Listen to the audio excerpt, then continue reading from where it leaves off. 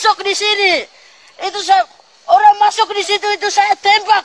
Anak buah kamu semua tembak. Kelompok kriminal bersenjata di Kabupaten Intan Jaya, Papua diduga telah merekrut anak-anak untuk bergabung menjadi kelompok radikal. Sebagian besar dari mereka putus sekolah. Bupati Intan Jaya Natalista Buni membenarkan temuan kasus tersebut.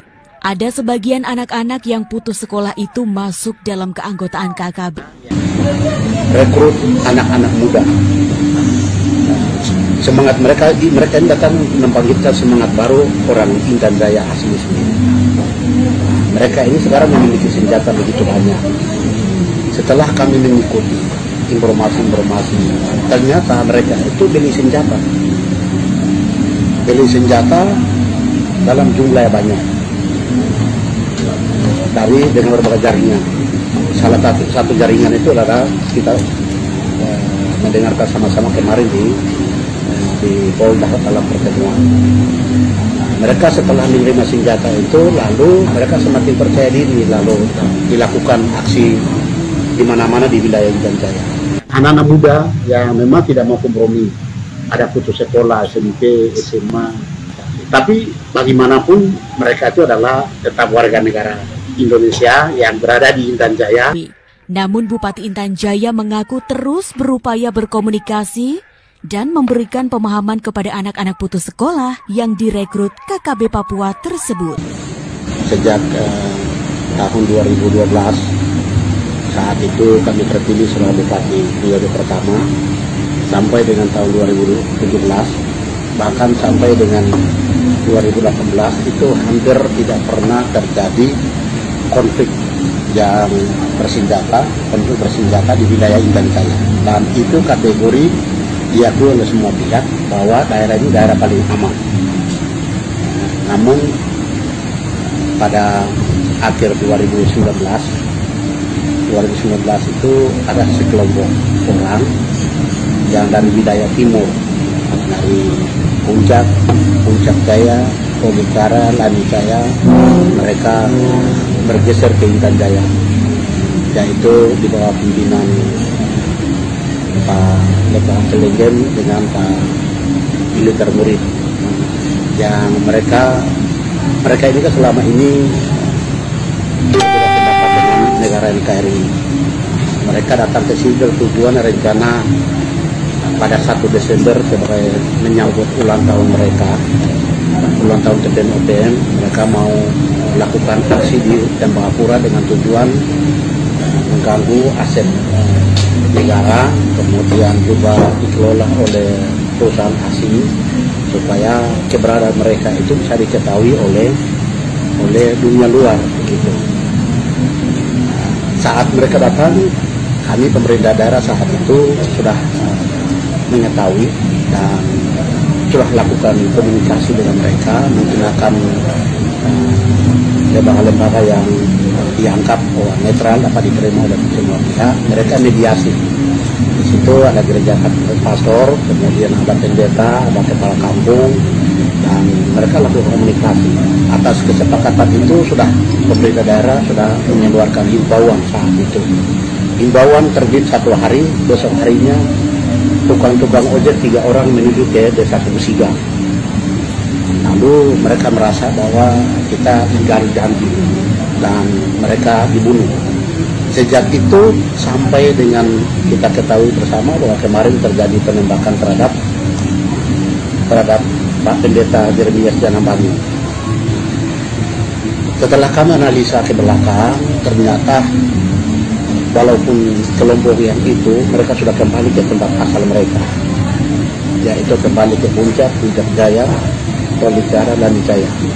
Namun selama mereka beberapa bulan di Intan Jaya itu mereka sudah membentuk dan juga rekrut anak-anak muda.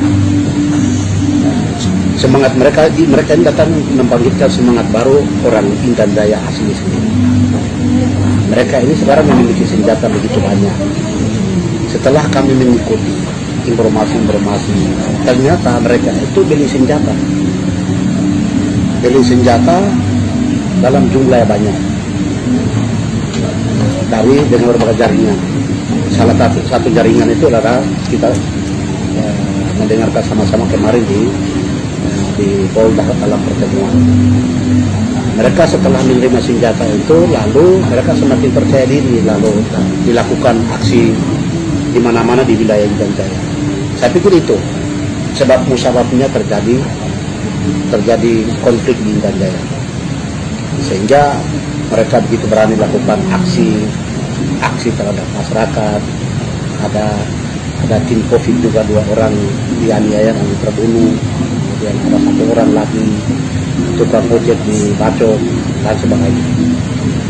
Sehingga begitu pun senjata di mana-mana terjadilah konflik antara TNI Polri juga menegakkan aturan atau menegakkan hukum di wilayah Kabupaten Intan Jaya.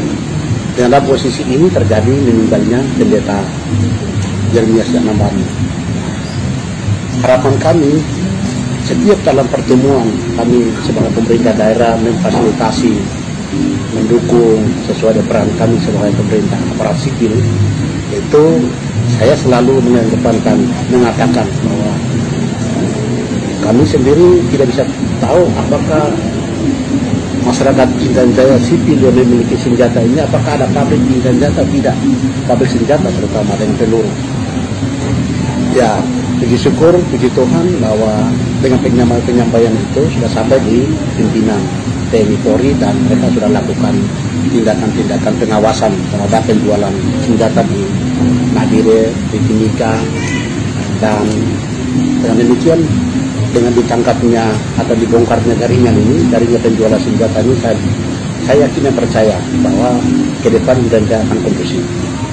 Dan itu ya saya apresiasi terhadap kepolisian dan juga TNI bagaimana memutuskan jaringan peredaran senjata masuk ke Intan Jaya ini kalau diputuskan dengan baik.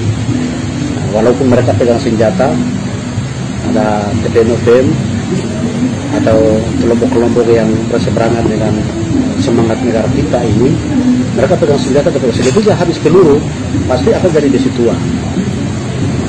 Seketika kita sama-sama TNI Polri, pemerintah daerah menghentikan masuk senjata ke sana. Tapi gitu.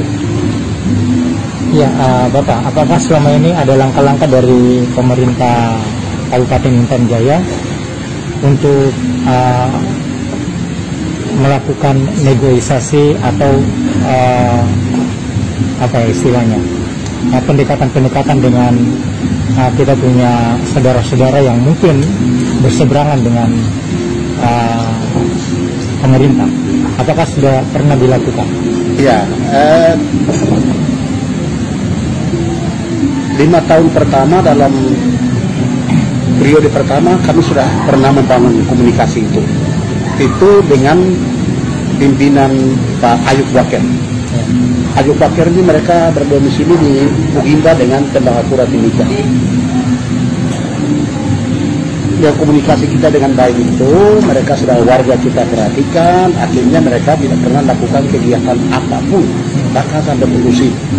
Bahkan mereka minta pemekaran sebuah distrik, yaitu distrik Ugimba itu, pemekaran kampung, kemudian kepala desa mereka yang usul, anak-anak mereka diangkat jadi pegawai.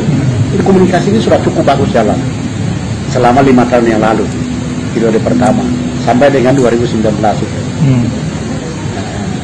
2017 pun seketika terjadi itu konflik politik lokal saja, antar masa pendukung. Tapi tidak pernah ada letusan senjata di sana. Nah, sekarang ini kita mau komunikasi dengan mereka agak sulit karena liar. Mereka ini tidak ada komunikasi lagi, koordinasi dengan pihak Ugimba.